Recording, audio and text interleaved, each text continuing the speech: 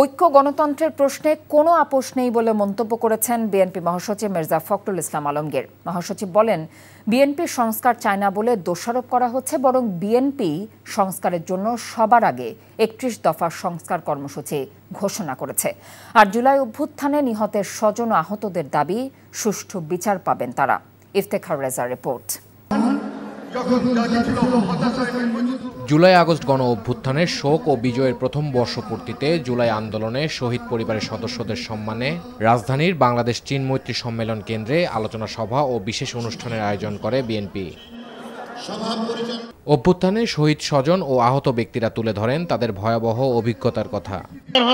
তাদেরকে হত্যা করা হয়েছে, এইসব বিচার সহ আগামী দিনে যে সরকার আসবে সেই সরকার এই সব বিচারের দিকে লক্ষ্য রাখবেন।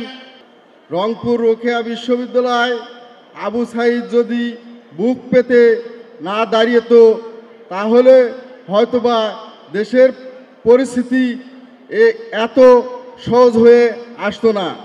আমি মনে করছিলাম যে আমার ছেলে একটা চলে গেছে, আমি আর ছেলে পাবো না। আমি এখন যদি ঢাকা শহরে আছে আমার 50টা ছেলে হয়, আমি যদি কক্সবাজারে যাই 200 ছেলে হয়। পতিত স্বৈরাচারের আমলে দীর্ঘদিন যাবৎ গুম হওয়া মানুষকে ফিরে পাবার আকুতি জানান স্বজনরা। জুলাইয়ে আরো যারা শহীদ হয়েছেন তাদের প্রত্যেকটা হত্যার বিচার আমরা চাই। আমার বাবা কত কষ্ট করে আমার নামটা লিখছে, হয়তো আমার বাবার অনেক কষ্ট হয়েছে ওই নামটা লিখতে। আয়না ঘরের অনেক লেখা ওগুলো সব মুছে ফেলছে। স্বৈরাচার সরকার তো নাই, তাহলে কে মুছবে এগুলো? আর বিএনপি মহাসচিব বলেন, নির্বাচনের মাধ্যমে ক্ষমতার পরিবর্তন চায় বিএনপি।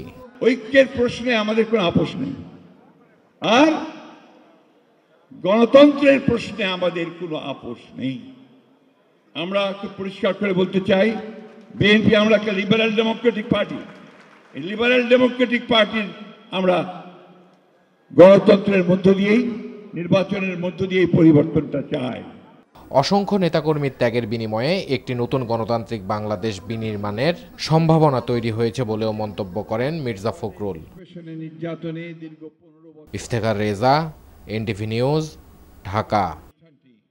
বান্ডেল থাকলে প্রতি সেনমানিতে টাকা বাঁচবে।